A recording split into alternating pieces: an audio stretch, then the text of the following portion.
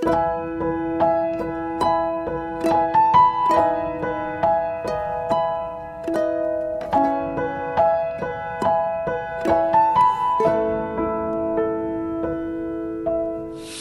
malam hari ini ya kita akan sama-sama mendengarkan sharing firman Tuhan dari hambanya Ibu Pendeta Shirley Celi Roti dari Bali. Haleluya, puji nama Tuhan. Silakan Bu Shirley bisa berdoa terlebih dahulu untuk sharing firman Tuhan malam hari ini. Dibuka mute-nya Bu. Haleluya, puji nama Tuhan. Ya, mute-nya dibuka dulu Bu. Sorry, mute-nya. Oke. Iya, siap. Mari kita berdoa. Bapa, terima kasih untuk kesempatan yang baik, hari yang luar biasa, hati yang sungguh-sungguh merindukan hadirat-Mu. Tuhan, kami datang malam hari ini dengan haus dan lapar akan kebenaran-Mu. Kami percaya setiap kami yang mengikuti Zoom malam hari ini akan dikenyangkan oleh segala kebaikan-Mu. Terima kasih Tuhan, pakai hamba-Mu, biar setiap perkataan firman-Mu itu sungguh menjadi berkat bagi kami semua. Dalam nama Yesus, kami siap untuk mendengarkan firman-Mu. Haleluya. Amin. Shalom, saudara. Wow. Luar biasa. Terlebih dahulu saya mengucapkan terima kasih untuk Ibu Gembala, Bu Eli, yang sudah memberikan saya kesempatan untuk berbicara di tengah-tengah keluarga sendiri. Saya bersyukur juga untuk Mami yang puji Tuhan, Mami memberikan kesempatan juga buat saya untuk bisa memperkenalkan diri di tengah-tengah teman-teman saya. Biasanya Bu Eli undang pendeta dari Amerika, undang pendeta dari seluruh Indonesia. Kali ini saudara diberkati oleh rekan saudara sendiri. Kita sama-sama ada dalam persekutuan doa PD Victory ini. Nah, hari ini saya akan memperkenalkan diri. Mungkin ada beberapa saudara yang belum kenal dengan saya. Nama saya Shirley. Kenapa kok ada nama yang asing ya? Kok ada rotinya ya? Karena saya juga nggak tahu, saya asalnya dari Manado ya. Saya lihat tadi, sempat lihat saya scroll tadi ada beberapa orang Manado, mereka paham. Tetapi bagi saudara yang orang Jawa, orang Batak, orang ya banyak macam di sini, orang Chinese, apa sih kok nama roti? Nah, saudara, saya juga nggak tahu kenapa nama saya bisa roti ya. Karena mungkin karena dulu leluhur saya pertama kali makan roti dia rasa enak, jadi infam aja. Nah, saudara, mari sama-sama dengan saya kita akan bahas judul yang saya beri buat persekutuan doa tema kali ini, wanita idaman. Saudara, saya melayani Tuhan sejak tahun 93. Jadi saya hitung-hitung kira-kira udah 28 tahun saya ada di ladang pelayanan. Nah, ada 3 masalah teratas yang sering dikeluhkan oleh para suami. Masalah yang mereka keluhkan itu begini. Pertama, mereka suka mengeluh begini, Bu Shirley, kenapa ya saya itu nggak tahan dengan istri saya, karena istri saya itu cerewet banget. Nah, saudaraku yang dikasih Tuhan, ternyata masalah yang menduduki tangga pertama dari 10 masalah suami yang saya ambil 3 aja, yang menduduki tangga pertama itu cerewet. Bu, istri saya loh, buka mata langsung buka mulut, ngoceh aja, ngomel aja. Coba sebagai contoh ya Bu ya, kalau ada piring aja jatuh, dia langsung teriak, "Woi, siapa itu? Siapa yang jatuhin piring?" Tapi Bu, kalau ada bunyi panci jatuh atau piring jatuh terus keadaan hening, nah kita udah tahu dah siapa pelakunya yang jatuhin piring. Pokoknya Bu, cerewet minta ampun. Bahkan Ibu tahu, saya itu sepakat dengan Amsal yang bilang begini, lebih baik ya, Amsal 25 ayat 24 bilang begini, lebih baik tinggal pada sudut soto rumah daripada diam serumah dengan perempuan yang suka bertengkar. Nah ini dah Bu, istri saya cerewet banget. Saudara, tahu nggak? Kadang-kadang kita menyadari bahwa kita terlalu banyak pulsa ya, pengen ngoceh. Bahkan suami lagi pulang kerja, suami lagi pulang kerja, lagi capek, kita udah berondong dengan kata-kata, "Pak, tadi anakku nakal, Pak. Tadi ini, tadi itu, tadi ini." Itu sama sekali, saudara, membuat suami mengambil keputusan lebih baik tinggal di sudut soto rumah daripada serumah dengan perempuan yang cerewet. Nah, saya kasih saran buat Bapak Ibu yang sedang mendengarkan Zoom pada malam hari ini. Kenapa laki-laki menjadi tidak tahan dan kenapa wanita yang dulunya dia pilih menjadi istri, lama-lama cintanya jadi berkurang? Ternyata karena dia tidak suka karena perempuan terlalu banyak omong. Nah, saya kasih sedikit tips buat Bapak Ibu yang sedang mendengarkan Zoom, yang mengikuti Zoom malam hari ini. Kalau suami, khusus buat suami-suaminya, khusus buat istri-istri. Kalau istri-istri ini harus belajar bagaimana suami itu bisa betah dan nyaman tinggal di rumah. Waktu suami pulang, jangan berondong dia dengan kata-kata anak-anak nakal, tetangga rese, ini itu, pokoknya yang membuat dia capek. Dia udah capek kerja. Jadi kalau suami pulang dari rumah, suami itu diajak makan dulu. Pasti kamu lapar ya. Ayo dong, saya lagi bikin nasi goreng pete kesukaanmu, ayo makan dulu.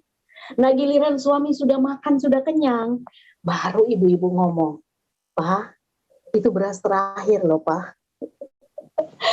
Dan dia pasti akan mengeluarkan isi dompetnya, ini, beli beras. Waduh, biasanya beras satu karung tuh cuma 250.000, dia kasih 300.000. Waduh, thank you Pak, makasih Pak, untuk uang ini Pak. Terus suaminya balas ngomong, itu juga uang terakhir. Nah saudara, yang pertama yang saya mau sampaikan buat saudara, bahwa yang membuat suami tidak betah di rumah, yang pertama itu karena istri cerewet. Yang kedua, suami paling jengkel selain cerewet, yang kedua dia paling gak suka, istri yang cemburuan. Nah, Bapak Ibu kekasih Tuhan, istri-istri dengarkan saya. Suami itu paling gak suka loh, sebentar-sebentar telepon, "Kamu di mana? Dengan siapa?" Ya, "Pak, video call, kamu lagi di mana? Pak, VC sekarang, kamu lagi di mana?" Itu sama sekali membuat suami tidak menyukai istri yang seperti itu. Bukankah firman Tuhan berkata dalam 1 Korintus 13 ayat 7b. Jadi ini berbicara tentang kasih. Ia menutupi segala sesuatu, yang B-nya bilang percaya segala sesuatu. Nah, istri-istri yang cemburuan ini, saya memang bilang ya bahwa kalau kita udah menikah gak ada privasi lagi. Tetapi saya mau bilang buat istri-istri, laki-laki paling gak suka loh kalau ibu-ibu tuh sebentar-bentar periksa HP, cek HP, periksa dompet, segala sesuatu. Hidungnya itu udah kayak anjing pelacak. Suami capek-capek pulang kerja, dia udah cium. "Dari mana kamu? Bau apa ini?"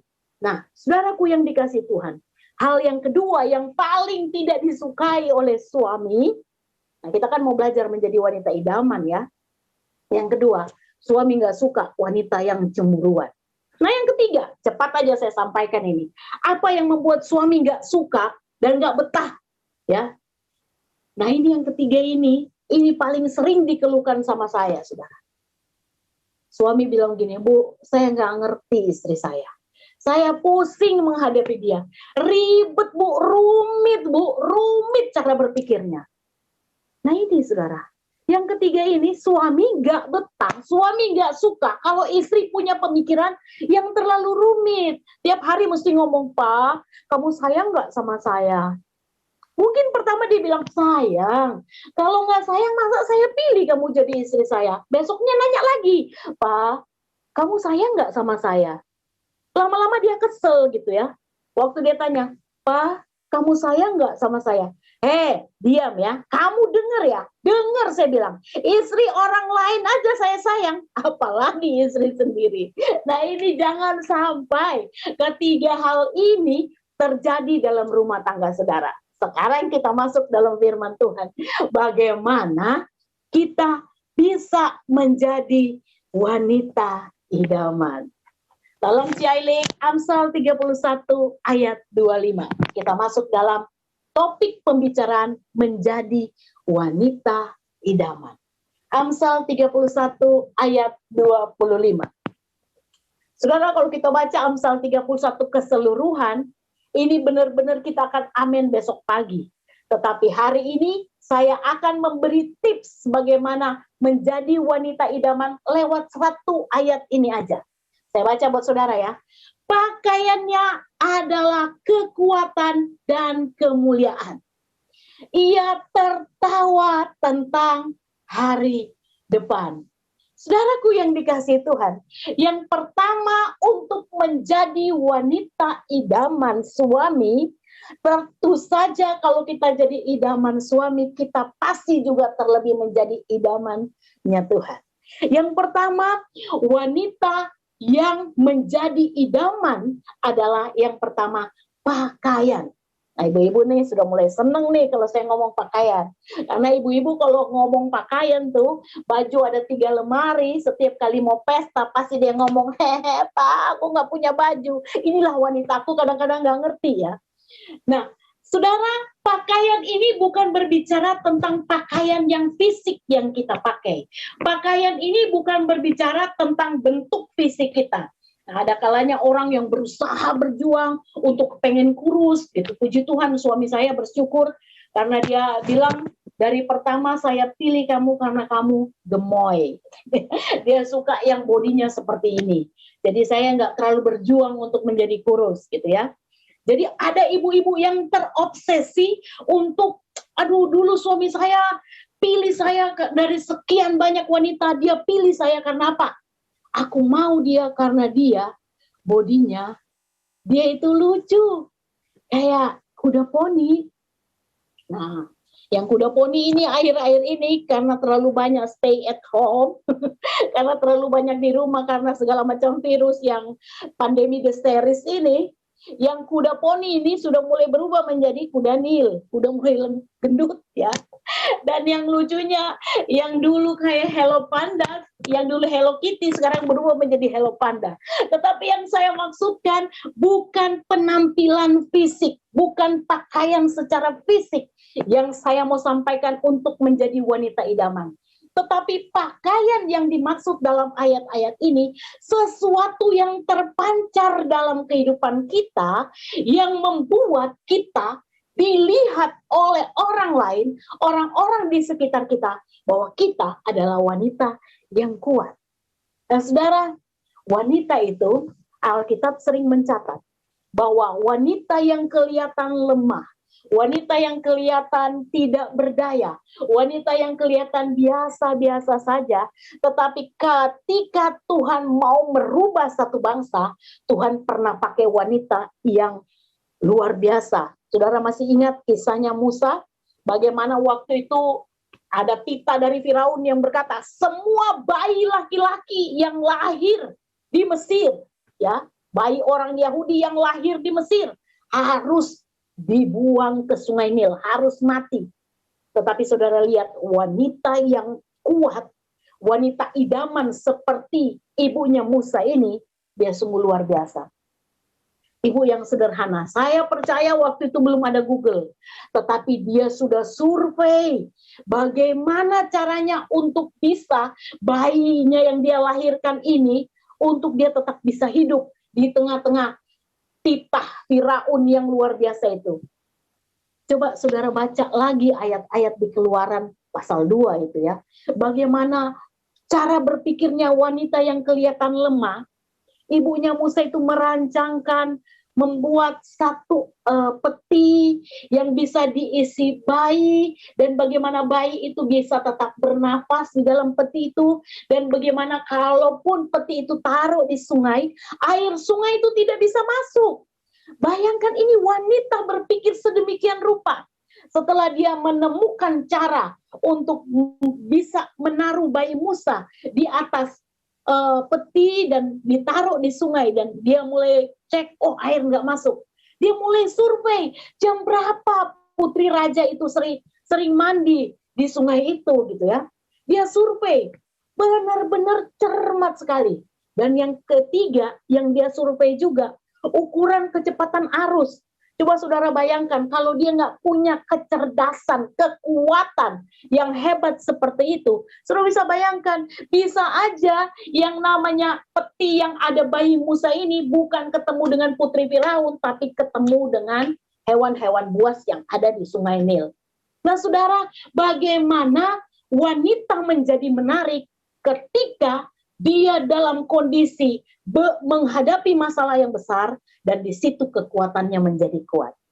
Saya percaya ibu-ibu yang ada di PD Victory pasti punya pengalaman yang dahsyat bersama Tuhan. Bagaimana berjuang pada saat dalam kondisi-kondisi kepepet dan kekuatan kita sebagai wanita itu dimunculkan. Saudara, saya ingat sekali beberapa tahun yang lalu saya cerita kesaksian. Saya sama suami ini sama-sama melayani Tuhan. Dan kebetulan tahun-tahun kami masuk di Bali itu, saudara, suami saya jadi full timer di salah satu gereja. Terus saudara tahu kan gajinya full timer itu berapa? Ya, ada yang tahu gaji full timer gereja? Ya, 10 sih, kebanyakan kalau 15, 10 koma. Tanggal 10 udah koma maksudnya. Jadi waktu itu saya ibu dari 4 orang anak. Kami sedang berjuang untuk apa yang harus kami lakukan. Nah, istri berfungsi sebagai penolong pada masa-masa seperti itu. Saudara, Tuhan munculkan kekuatan dalam hati saya untuk membangkitkan satu semangat dalam kehidupan suami, bagaimana untuk kita tetap kuat di tengah-tengah situasi yang menakutkan seperti kami tinggal di Bali, kami harus ngontrak tiap tahun, kami harus mengeluarkan biaya untuk anak-anak sekolah. Saudara tahu apa yang terjadi? Saya selalu membangunkan suami jam 12 malam untuk kita berdoa. Saudara, memang kelihatannya kok cuma berdoa sih, tetapi saudara tahu nggak? Bagaimana wanita menjadi wanita idaman, menjadi menarik di hadapan Tuhan dan di hadapan suami. Justru letaknya adalah lututnya yang mau dipakai untuk berdoa.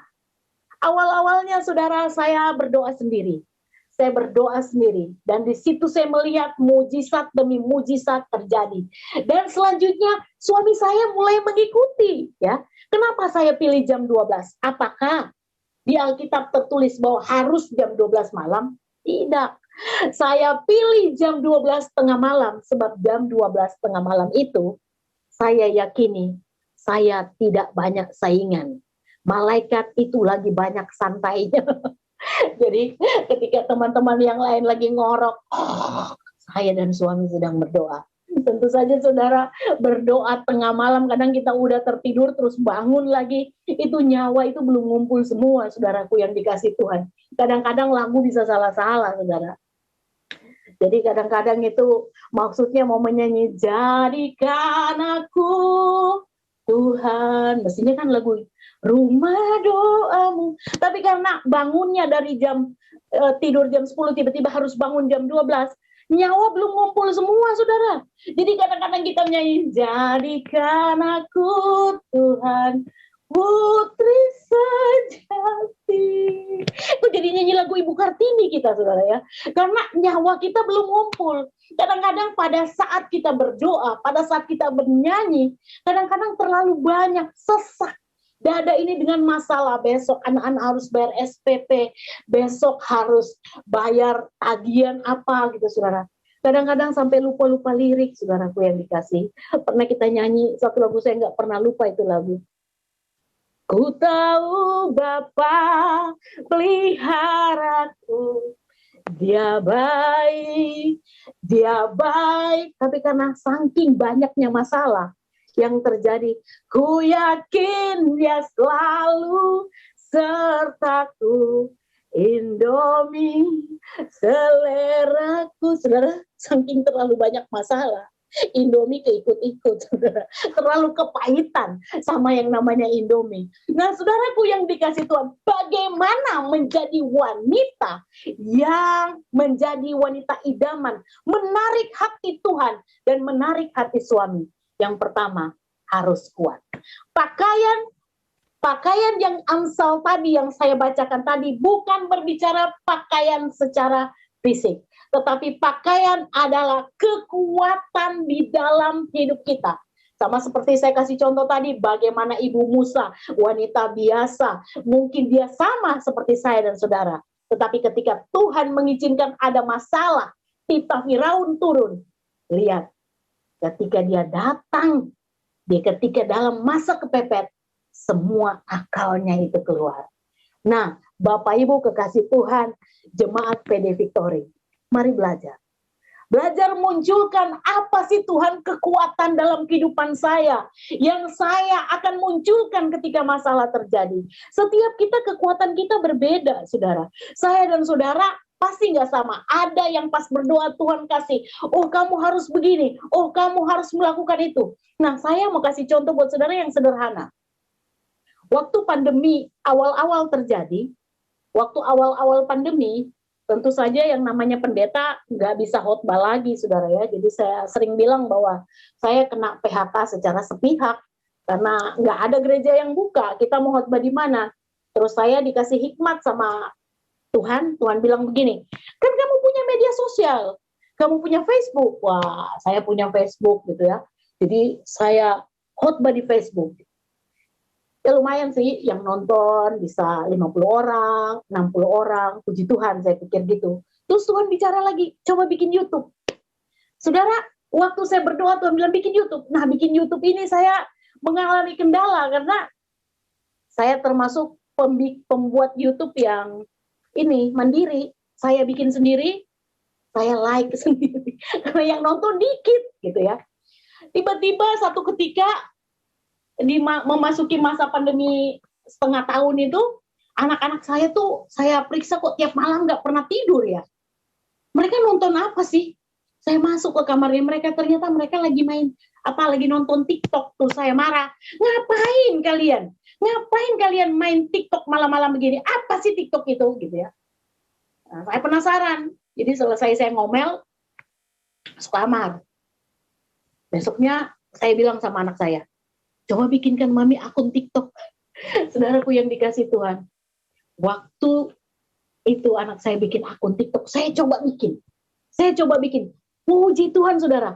Pas bikin pertama kali saudara, pertama kali bikin TikTok satu aja, itu benar-benar heran. Anak saya bilang gini, mami, kok mami ini benar-benar heran saya katanya. Saya bikin TikTok udah hampir 2 tahun, yang nonton cuman sedikit orang. Mami sekali bikin TikTok, langsung banyak orang yang nonton. Duh, saya semangat dong. Bikin lagi. Nah, saudara, saya cuma mau bilang ini bukan masalah TikTok atau apapun gitu ya. Saya cuma mau bilang masing-masing kita pada waktu kita dalam kesesakan ada kekuatan yang Tuhan taruh berbeda satu dengan yang lain. Amin. Saya percaya setiap kita yang ada di sini punya kepintaran yang luar biasa. Satu hal yang saya jadi teladan sekali itu Ciulan ya. Ciulan terus terang aja sebelum pandemi dia tuh nggak ngerti soal teknologi. Wah kalau kita kumpul-kumpul gitu kita sambil bercanda-bercanda ya maklum lah mak-mak. Tapi saudara tahu hari-hari ini Ciulan PD Victory Bali luar biasa. Dia ngerti semua teknologi termasuk dalam Zoom, share segala macam. Saya tuh terus terang aja masih kalah sama Ciulan. Kenapa bisa begitu? Sadarilah setiap wanita bahwa dalam hidup kita Tuhan kasih pakaian kita adalah kekuatan dan kemuliaan. Kapan kita bisa tahu kekuatan itu ada dalam hidup kita? Kalau kita gak pernah izinkan masalah datang dalam kehidupan kita. Yang pertama saudara, kenapa wanita menjadi idaman dari hadapan Tuhan dan di hadapan suami kita? Karena kita punya kekuatan yang luar biasa. Amin ibu-ibu Victory.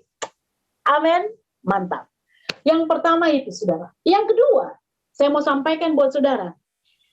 Apa yang menjadi daya tarik kita sehingga kita dikatakan menjadi wanita idaman?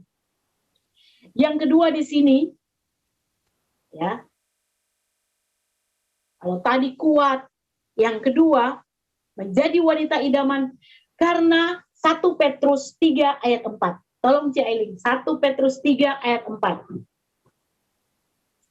1 Petrus 3 ayat 4. Tetapi perhiasanmu ialah manusia batinia yang tersembunyi dengan perhiasan yang tidak binasa, yang berasal dari roh yang lemah lembut dan tentram, yang sangat berharga di mata Allah. Nah, yang kedua, kenapa wanita menjadi menarik, menjadi idaman di hadapan Tuhan dan di hadapan suami? Karena punya roh yang lembut dan tentram. Jangan berlindung dari budaya, oh maaf Bu, saya nggak bisa lembut, saya orang Manado. Maaf Bu, saya orang Batak, saya nggak bisa lembut. Jangan saudara. Ini Alkitab yang bilang, wanita yang menjadi idaman, ternyata kalau dia punya roh yang lembut dan tentram. Orang Surabaya suka bilang, nggak gopoan. Nah, saya mau cerita buat saudara, 7 tahun yang lalu, saya itu belum pernah heboh di medsos-medsos tentang penipuan-penipuan. Saya nyaris tertipu, saudara. 7 tahun yang lalu saya ingat ketika anak saya lagi sekolah di Manado, saya ditelepon jam 12 malam. Saudaraku yang dikasih Tuhan, saya ditelepon jam 12 malam, suaranya seperti ini. Halo, selamat malam Ibu. Saya dengan Bapak siapa gitu, saya lupa namanya. Dari kepolisian kota, saya mau melaporkan bahwa anak ibu, dia bilang gitu, anak ibu sedang kami tahan karena dia terlibat dalam obat-obatan, narkoba. Nah saudara, saya tuh kaget, namanya ibu-ibu, anak lagi tidak ada bersama kita. Pada waktu itu belum heboh tentang penipuan-penipuan, saya nggak tahu gitu ya. Anak lagi tidak ada sama saya, dia lagi di Manado. Waktu saya dengar itu, suami saya lagi tidur, saya panik, saya nangis, aduh bangun kok, saya bangunin suami, bangun kok, saya gobloknya saya ngomong nama anak saya, ini Duen lagi di kantor polisi, Duen lagi di kantor polisi, saya bilang gitu. Saudara, rupanya orang itu pas bilang, saya dengar saya bilang Duen, dia langsung, halo ibu, bagaimana ini, Duen ini lagi sama saya, ibu sediakan uang, waktu itu dia minta 3 juta saudara. Dia minta saya harus menyediakan 3 juta supaya kasus ini tidak dilanjutkan, pakai istilah kepolisian itu. Saya panik saudara, saya aduh bagaimana ini, suami saya juga waktu itu bingung, 3 juta mau dapat dari mana gitu ya, kita berdua bengong gitu saudara. Tapi waktu itu Tuhan ingatkan, saya ingat lagi lagu yang, Tuhan tenangkan hatiku, tenang, saya perintahkan hati saya, tenang, roh yang lembut dan tenang. Saudara, waktu saya dalam keadaan tenang, orang itu telepon lagi. Ibu bagaimana, sudah rundingan sama suami? Bagaimana dengan anaknya gitu? Saya bilang, sebentar Pak. Ibu jangan lama-lama. Dia marah saya. Ibu jangan lama-lama. Kalau enggak anak ibu, saya nggak tahu, teman-teman saya akan ambil tindakan. Terus dengar suara pukulan gini, dengar suara pukulannya. Terus anak itu yang dipukul itu, yang saya cuma dengar suara pukulan. Anak itu teriak begini, ibu, saya seperti disadarkan. Saya bilang, oh ini nipu ini. Kenapa saya tahu nipu? Karena anak saya tidak ada satupun yang manggil saya ibu. Nggak ada orang Manado punya anak panggil ibu, nggak ada. Yang ada mereka panggil saya mami. Jadi waktu dia bilang ibu, saya tahu, oh ini orang mau nipu. Lalu saya bilang, Pak, kenapa Bu? Pak, bunuh aja tuh anak Pak. Anak saya tidak mau punya anak kurang ajar, narkoba begitu, bunuh aja Pak. Langsung dia maki-maki saya karena dia sadar bahwa saya udah tahu saya tidak berhasil ditipu oleh dia. Nah, saudara, ada banyak di antara kita wanita-wanitanya Tuhan tidak memiliki roh yang lembut dan tenang. Pada waktu ada masalah, jangankan masalah suami sampai selingkuh, saudara ya. Jangankan masalah suami sampai selingkuh, kadang-kadang loh, ada yang konseling sama saya. Suaminya cuma pakai password di HP. Karena apa? Kalau dia enggak password, suka kepencet-pencet teleponnya dan suka nelpon sendiri, kirim-kirim gambar sendiri. Jadi dia bikin password. Nah, si ibu ini udah overthinking, udah mikir terus. Kenapa ya sekarang suami saya HP-nya di password ya? Kenapa ya? Jangan-jangan dia punya selingkuhan ya? Dia mulai berasumsi sampai asam lambung naik. Nah, Bapak Ibu kekasih Tuhan. Yang kedua, Kenapa wanita menjadi idaman? Karena punya roh yang lembut dan tentram. Ada berapa banyak di antara saya dan saudara tidak bisa menyikapi keadaan situasi pandemi hari-hari ini karena kita tidak punya roh yang lembut dan tentram. Dikit-dikit takut. Saya nggak menyuruh saudara untuk berani keluar ngawur-ngawur, kumpul-kumpul, nggak gitu juga. Tetapi jangan terlalu ketakutan, saudara. Biasa aja, ya. Biasa aja saudara, kita pakai prokes, tetap pakai gitu ya. Kalaupun penting, tidak penting sekali yang nggak usah di rumah. Tapi kalau penting harus melakukan sesuatu, harus keluar. Apalagi kalau saudara bekerja, jaga toko, tetaplah bekerja. Saudara, yang kedua ini, wanita idaman punya roh yang lembut dan tentram. Saudaraku yang dikasih Tuhan, saya teringat kisah beberapa tahun yang lalu waktu kami masih pelayanan di Papua, saudara. Suami saya, kami di Papua itu nggak ada gaji, saudara ya. Kalau melayani Tuhan itu kami misionaris. Jadi kami pergi membiayai diri kami sendiri. Kami harus bekerja untuk membiayai pelayanan. Ada teman dari Surabaya, baik banget. Memang orang Surabaya memang luar biasa. Dia baik banget, dia mau tolong kami untuk kami berbisnis. Jadi dia kirim 100 sak tepung terigu lewat kapal laut. Nah, saudara, waktu itu belum zamannya Jokowi, jadi nggak ada yang namanya tol laut.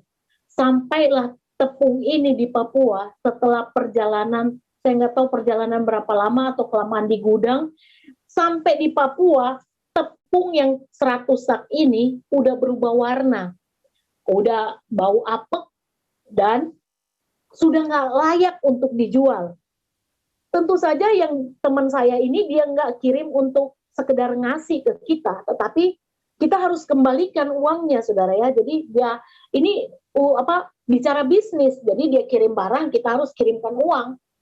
Tapi bagaimana kita mau jual ini barang ini sementara dia sudah dalam kondisi berubah warna, tepung udah nggak putih lagi, tepung terigunya, tapi dia udah agak kekuning-kuningan dan udah bau apek.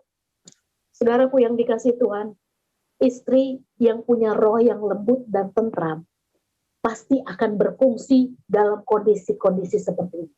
Yang saya lakukan sama suami, saya cuma bilang sama suami saya, jangan pikirkan kita bayar utang dulu. Mari kita berdoa, minta hikmat sama Tuhan, apa yang akan kita lakukan terhadap tepung-tepung ini.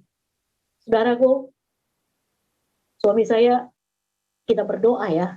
Setelah selesai berdoa, tiba-tiba malam-malam suami saya dikasih hikmat. Bagaimana kalau bikin kerupuk aja? Bikin kerupuk. Saudaraku yang dikasih Tuhan, saya bilang, kamu tahu caranya bikin kerupuk?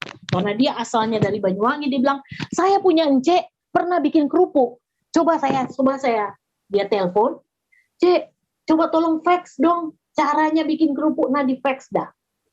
Saudara tahu nggak? Setelah kerupuk ini jadi, roh yang lembut dan tentram itu, Tuhan ingatkan kepada saya, bantu suamimu.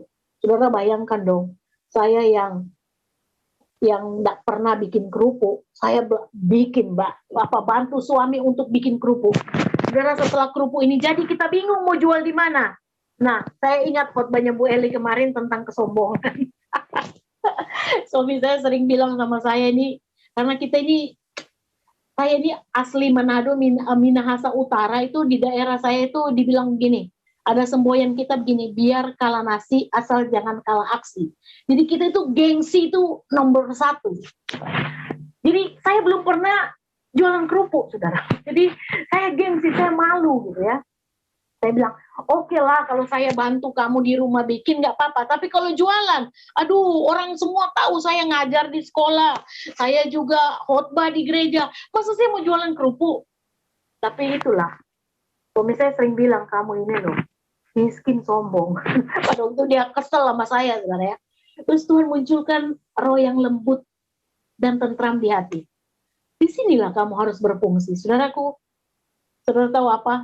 Saya diberkati teman tas yang bagus, saya isi kerupuknya di situ, saudara. Saya isi kerupuk di situ, saya bawa ke pasar. Saudara saya jual kerupuk itu kayak jual narkoba, malu-malu. malu-malu. Jadi saya takut kalau ketemu orang gitu ya. Waktu saya sampai di tempat yang biasanya, saudara ya, saya sudah, itu udah kali kedua saya jualan. Saya titip kerupuknya itu di tukang jual tempe, saudara ya. Jadi waktu saya mau taruh tempe, ketemu sepandai-pandainya tupai melompat, saya ketemu juga dengan jemaat, kebetulan orang Manado. Bu Pendeta, bikinnya apa di sini? Udah tahu ke pasar, masih tanya lagi bikinnya apa ya. Tapi karena ya itulah, saya jawab. Oh biasa, bawa belanja lah gitu. Tahu nggak, si tukang kerupuk, si tukang tempe ini nggak bisa diajak kerjasama. Dia nggak tahu kalau saya lagi menyamar. Dia dengan entengnya, Ibu, kerupuknya laku loh Bu, enak sekali kerupuknya, Ibu masih bawa. Nah tertangkaplah saya, tertangkap tangan dengan barang bukti. Oh dia bilang gini, loh Ibu Pendeta jual kerupuk gitu ya. Saudara, sebenarnya waktu itu ya, karena itu hidup itu berproses ya. Roh yang lembut dan tentram itu berproses. Gak langsung berdoa, langsung tiba-tiba lembut dan tentram. Gak gitu, saudara. Tapi waktu itu saya benar-benar malu, saudara ya. Tapi akhirnya saya keluarkan, oh iya ini saya jualan kerupuk. Dia bilang, oh kalau gitu saya beli 5. Saya beli 5 ya. Jadi saya kasih ke dia 5, sisanya saya titipkan lagi. Pulang sampai di rumah, saudara tahu, dia telepon saya. Ibu Pendeta, kerupuknya enak banget Bu Pendeta. Boleh nggak Bu Pendeta, Ibu bikin satu hari itu bisa berapa bungkus? Suami saya dari belakang bilang 400 bungkus. Saya bilang bisa 400 bungkus. Bu, bisa nggak? Ternyata satu-satunya supermarket di kota Papua, di tempat yang saya pelayanan ini di Nabire, satu-satunya supermarket itu cuman satu supermarket, dan suaminya ibu tadi ini yang orang Manado ini, ternyata suaminya manajer di situ. Mereka lagi cari kerupuk untuk dijual di situ, kerupuk yang udah digoreng. Saudara, saya belajar begini, bahwa ketika kita punya roh yang lembut dan tentram, kita nggak malu mengeraskan hati, menyombongkan diri. Aduh saya kan pendeta, nanti kalau saya jual kerupuk urapan saya begini. Gimana, saudara? Semakin sombong, semakin kita tidak bisa melihat kemuliaan Tuhan terjadi dalam kehidupan kita. Nah itu yang saya lakukan, saudara. Akhirnya 100 sak kerupuk pun, 100 sak tepung itu, kami bisa mengembalikan modal, dan kami berjuang jualan kerupuk selama kami pelayanan di Papua pada waktu itu. Nah saudaraku yang dikasih Tuhan, ada 2 hal yang luar biasa ini yang saya mau sampaikan buat saudara. Bagaimana kita menjadi wanita yang menjadi idaman Tuhan dan idaman suami dan anak-anak. Yang pertama, kita harus kuat. Tadi saya sampaikan tentang kekuatan, bukan pakaian secara lahiriah, tetapi pakaian adalah kekuatan yang muncul dalam kehidupan kita. Yang kedua, memiliki roh yang lembut dan tentram tadi. Nah saya mau bilang buat saudara, saya bersyukur banget saudara ya, saya ketemu dengan Ibu Eli. Ibu Eli yang luar biasa. Puji Tuhan, berkali-kali kita ikut retreat dan saya bisa melihat langsung bagaimana Bu Eli sikapnya dia gitu. Saudara kebayang nggak kalau saudara diizinkan Tuhan mengalami masalah seperti Bu Eli? Yang ada kita itu, kalau saya membayangkan ya, kalau kita punya masalah seperti Bu Eli, pasti kita ketemu orang udah bengong aja. Udah nggak bisa senyum, udah lupa bagaimana caranya senyum. Tetapi berbeda dengan Bu Eli, saudara. Saudara bisa melihat sendiri, kalau saudara ketemu ya, yang ikut-ikut PD masih online, satu saat saudara ketemu langsung, saudara akan tahu bagaimana Bu Eli. Benar-benar memiliki, kenapa dia menjadi banyak jiwa Tuhan kirimkan semakin hari semakin banyak. Karena dia punya roh yang lembut dan tentram. Dia tidak pernah berpikir tentang masalah yang begitu besar, tapi tetap sukacita, tetap bersemangat, tetap bergairah melayani Tuhan. Kekasih Tuhan, saya tidak bicara banyak malam hari ini. 2 hal ini. Untuk menjadi wanita idaman, milikilah pakaian, bukan pakaian lahirnya, tapi pakaian kekuatan dan kemuliaan. Yang kedua, punya roh yang tentram. Yang terakhir, saya mau sampaikan, kalau kita punya kedua hal ini, kita akan menjadi wanita yang tertawa akan hari depan. Ada banyak wanita yang sudah lupa caranya tertawa. 8 hari waktu kita kumpul sama tim PD Victory, saya bikin status dalam Facebook saya bilang begini, tahu nggak saudara bahwa skincare terbaik, bukan yang paling mahal yang biasa saudara pakai. Tapi skincare yang terbaik adalah wajah berseri-seri. Bagaimana bisa punya wajah berseri-seri? Yang pertama, miliki hubungan yang intim, yang indah dengan Tuhan. Miliki waktu-waktu yang pas untuk saudara benar-benar tanam lutut saudara untuk menjadi kuat berdiri di luar sana ketika saudara taruh lutut saudara untuk berdoa. Dan yang kedua, berproses untuk memiliki roh yang lembut dan tentram.